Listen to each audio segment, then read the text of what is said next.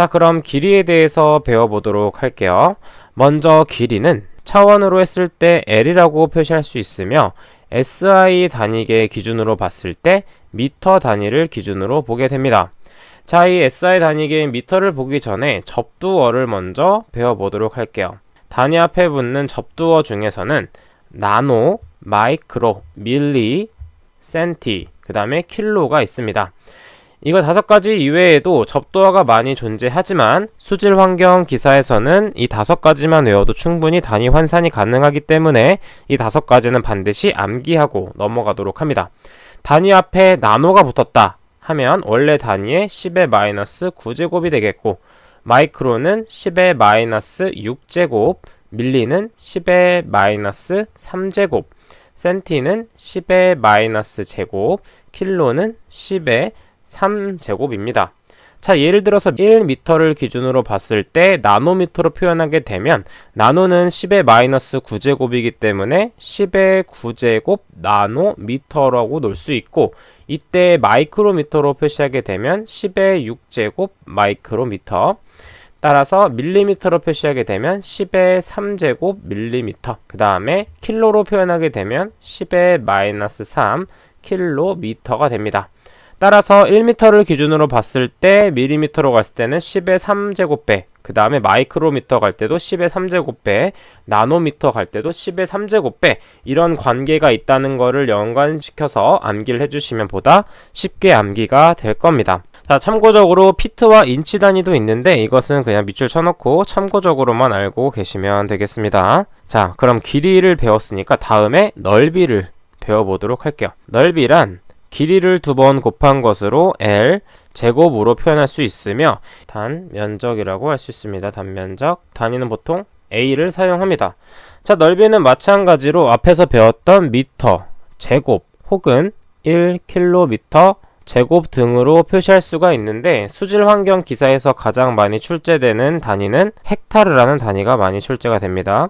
이 헥타르라는 단위는 농경지 등에서 많이 사용하는 면적이며, 이것을 우리가 자주 사용하는 미터 제곱 단위와 킬로미터 제곱 단위로 나타내게 되면 10의 4제곱 미터 제곱으로 표시하거나 10의 마이너스 2제곱 제곱 킬로미터의 제곱으로 표시할 수 있습니다. 자, 지금 이 단위 환산이 어려운 분들을 위해서 한번 직접 연습을 한번 해보도록 할게요. 예를 들어서 10의 4승 미터 제곱을 10의 마이너스 제곱 킬로미터 제곱의 단위로 바꾸고 싶습니다. 즉 우리는 미터 제곱을 킬로미터 제곱으로 바꾸는 단계를 한번 해보도록 할게요. 자, 10의 4제곱 미터 제곱 하고 밑줄을 쫙 긋고 십자가 모양 긋습니다. 자, 우리는 이 미터 제곱 단위를 킬로미터 제곱으로 바꿔야 되기 때문에 단위 환산을 이용하면 1km는 10의 3제곱 미터였습니다. 따라서 이 미터 제곱을 없애기 위해서는 우측에 있는 킬로미터와 미터를 제곱시켜야 되고, 이때 10의 3제곱을 제곱하게 되면 10의 6제곱이 되며 미터는 미터 제곱이 됩니다. 또한 1km 중에서 1은 제곱하면 1이 되고 킬로미터는 제곱하면 킬로미터 제곱이 되겠죠. 자, 따라서 이제 단위들을 지워보게 되면 분자와 분모끼리 지워지게 됩니다. 따라서 미터 제곱과 미터 제곱이 약분이 되며 10의 4제곱과 10의 6제곱을 나눠주게 되면 10의 마이너스 제곱, 그 다음에 킬로미터를 제곱시켰기 때문에 킬로미터 제곱이 됩니다. 이처럼 단위 환산을 마음대로 할 줄 알아야지 뒤에서 나오는 계산 문제를 수월하게 푸실 수 있습니다. 그 다음에 넓이 다음에 뭐가 나올까요? 그러면 부피가 나오겠죠. 부피는 마찬가지로 길이를 3번 곱한 것이기 때문에 L의 3제곱으로 표현할 수 있습니다. 자, 마찬가지로 1m 3제곱, 그 다음에 1km 3제곱 등으로 표현할 수가 있습니다. 자, 중요한 단위는 뭐냐면 우리가 우유 먹을 때 어떤 단위를 사용하죠? 리터 단위를 사용합니다. 그러면 1리터는 몇 밀리리터일까요? 자, 미리가 붙게 되면 뭐라고 했죠? 10의 마이너스 3제곱이 되기 때문에 리터로 바꾸게 되면 10의 3제곱 밀리리터가 됩니다. 자, 그러면 1리터는 몇 미터 3제곱일까 궁금하실 수 있어요. 자, 그러면 미터 3제곱으로 바꾸게 되면 10의 마이너스 3제곱이 됩니다. 자, 그러면 이거를 연관관계를 보게 되면 1m 3제곱은 10의 3제곱 리터가 되며 이것을 밀리리터로 변경하게 됐을 때는 10의 6제곱 밀리리터가 됩니다. 이 단위 환산은 중요하기 때문에 밑줄 쫙 치고 별표 꼭 쳐주셔서 암기를 해주셔야 됩니다. 또한 우리가 많이 사용하는 단위 중에서 cc 단위가 있습니다. 1cc. cc 어디서 많이 봤죠? 우리 맥주집에서 가면 많이 봤죠? 1cc는 보통 이제 맥주를 세거나 할 때, 맥주나 기름 셀 때 cc를 많이 사용합니다. 자, 1cc는 1ml와 같으며 1ml는 1세제곱 센티미터와 같습니다. 이 단위 환산도 자주 출제가 되기 때문에 반드시 암기를 해주셔야 됩니다. 정말 중요한 단위를 배웠어요. 자, 다음으로 이제 무게에 대해서 한번 배워보도록 하겠습니다. 자, 무게는 옆에 있는 책을 참고해서 한번 보도록 할게요. 자, 무게는 차원을 m이라는 단위를 쓰며 SI 단위인 킬로그램을 기준으로 다른 단위를 표시합니다. 마찬가지로 접두어를 사용해서 표현하게 되는데 킬로와 마이크로 차이는 10의 9제곱 차이고 킬로와 미리 차이는 10의 6제곱, 그람과 킬로는 10의 3제곱 차이가 나타나며 여기서 처음 본 톤 단위를 사용할 때, 즉 1톤 트럭은 1000 킬로그램을 나타냅니다. 이것도 중요한 단위이기 때문에 암기를 해주셔야 돼요. 그 다음에 1L파운드는 0.4536kg입니다. 그냥 참고 정도로 읽어주시면 됩니다. 자, 이때 중요한 우측에 있는 저자 어드바이스를 보게 되면 수질환경 기사에서 나오는 계산 문제는 MKS 혹은 CGS 단위로 통일하여 계산하는 경우가 많은데, 이때 MKS 단위란 미터, 킬로그램, 세크 단위를 표시하며 CGS는 센티미터, 그람, 세크로 통일해서 계산한다고 보시면 되겠습니다. 자, 뒤에서 앞으로 나올 단위들은 길이와 무게를 이용해서 표현하는 것이 많기 때문에 이 단위 환산을 충분히 연습한 후에 다음 영상을 계속 봐주시는 게 좋습니다. 자, 그럼 세 번째, 온도에 대해서 보도록 할게요. 온도는 SI 단위인 켈빈을 기준으로 다른 단위를 표시하게 됩니다. 이때 화씨나 랭크 함수도 이때 나오게 되는데 수질환경 기사에서는 보통 켈빈과 도씨에 대해서 나오기 때문에 켈빈과 도씨의 관계도는 반드시 암기를 하고 넘어가셔야 돼요. 1켈빈은 273 플러스 도씨 이렇게 표현할 수 있는데, 그래서 만약에 예를 들어서 27도씨는 몇 켈빈인가요? 묻게 된다면 273 더하기 27을 하기 때문에 300 켈빈으로 나타낼 수가 있습니다. 다음 페이지 압력에 대해서 배워보도록 하겠습니다. 압력이랑 단위 면적당 받는 힘으로 아까 넓이 단위를 배웠죠. 이 색종이로 봤을 때 이 단위 면적당 어떤 힘이 가해지는 겁니다. 뉴턴의 힘이 가해지는 것인데, 이때는 SI 단위인 파스칼 단위와 ATM 단위를 많이 사용하게 됩니다. 이때 중요한 것은 각자 단위 환산인데, 이때 1ATM은 표준 대기압을 나타냅니다. 이것을 수온주 미터로 했을 때는 760, 그 다음에 수주 미터로 했을 때는 1332, 그리고 파스칼로 나타냈을 때는 11325 파스칼, 그리고 PSI 단위로 나타냈을 때는 14.7 PSI 단위로 나타낼 수가 있습니다.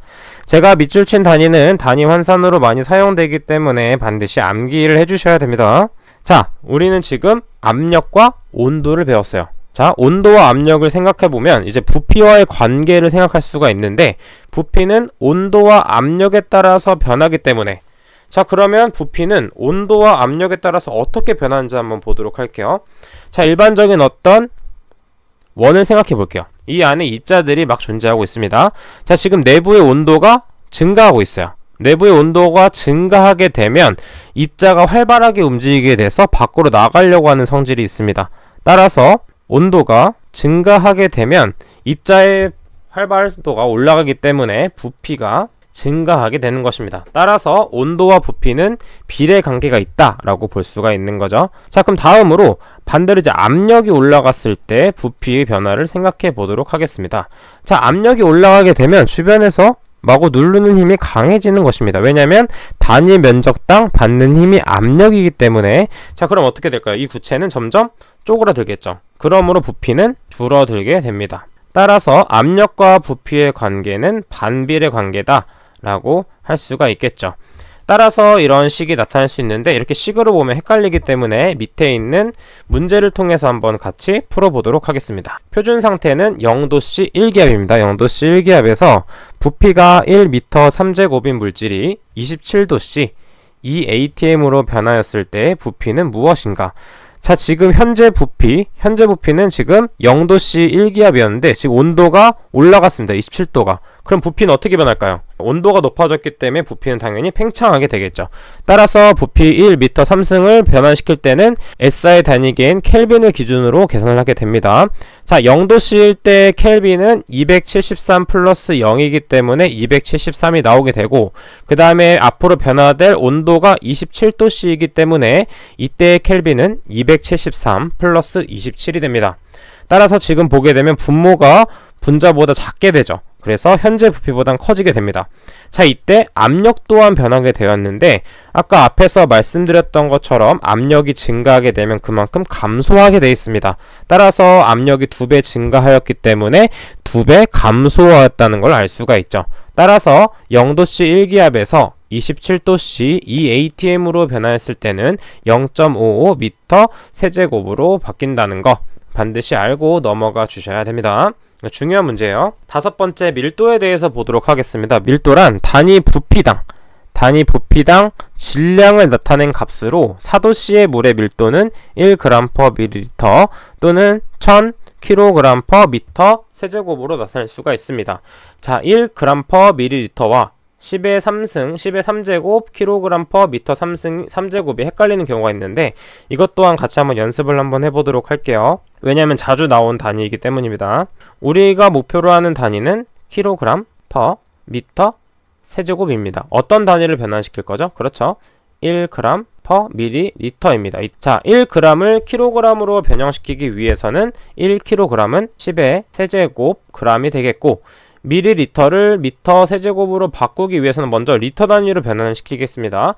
1리터는 10의 세제곱 밀리 리터가 되겠고 이때 다시 리터를 변환시키게 되면 10의 세제곱 리터는 미터 세제곱이 됩니다. 자, 지금 단위들을 한번 제거해 보도록 할게요.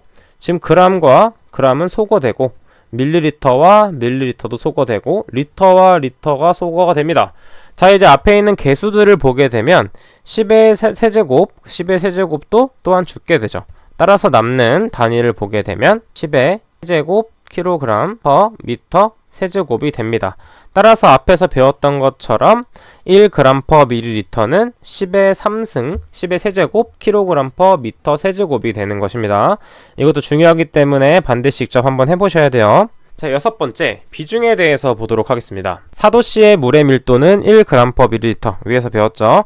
이거와 해당 물질의 밀도의 비를 말하며 단위는 없습니다. 예를 들어서 수은의 비중은 약 13.6으로 표시할 수 있는데 이것은 밀도로 표시하게 되면 13.6g/ml다 라고도 표시할 수가 있습니다. 왜냐하면 물의 밀도가 1g/ml이기 때문에 밀도의 비이기 때문에 밀도로 표시한다면 13.6g/ml지만 비중으로 표시한다면 13.6이 됩니다. 자, 그 다음에 중요한 단위인 점성계수와 동점성계수에 대해서 배워보도록 할게요. 점성계수는 점성으로 인한 저항이 얼마나 큰지 판단하는 기준으로 포이즈 단위를 사용합니다. 포이즈 단위는 CGS 단위로 g/cm 곱하기 세크를 사용하게 되는데 자, 이것을 그러면 다른 단위인 MKS 단위로 바꾸면 어떻게 될까 한번 보도록 하겠습니다. 여러분도 같이 해보셔야 됩니다. 자, 앞에서 배웠던 1포이즈의 단위는 g/cm 그 다음에 세크입니다. 자, 이것을 우리가 원하는 단위인 kg/m 곱하기 세크의 단위로 바꿔보도록 할게요. 자, 그러면 1g 그 다음에 cm와 세크는 분모로 가겠죠. cm. 자, 우리가 바꿀 것은 g을 kg으로, 즉 10의 세제곱 g/kg이 되겠고, 자, cm는 10의 제곱 cm는 1m가 되겠죠. 자, 세크는 같은 단위이기 때문에 바꿀 필요가 없습니다. 자, 이제 단위들을 소거해 보도록 할게요. g과 g이 소거되고 cm와 cm가 소거가 됩니다. 따라서 남는 단위는 어떤 게 있죠? 먼저 개수 먼저 보게 되면 10의 제곱 나누기 10의 세제곱이기 때문에 10의 마이너스 1제곱이 되겠고, 킬로그램이 살아있고 분모에는 미터와 세크가 살아있기 때문에 포이즈를 킬로그램 퍼 미터 세크로 표현하게 되면 10의 마이너스 1제곱을 곱해주면 되겠습니다. 참고적으로 전다 능력은 속도급의 점성계수를 곱한 것을 표현한다. 이것은 한번 읽어보시면 됩니다. 또한 8번째, 동점성 계수는 점성계수를 밀도로 나눈 값으로 스토크스 단위를 사용한다. 스토크스 단위도 마찬가지로 CGS 단위를 사용한다는 거 참고적으로 알고 계시면 되겠습니다.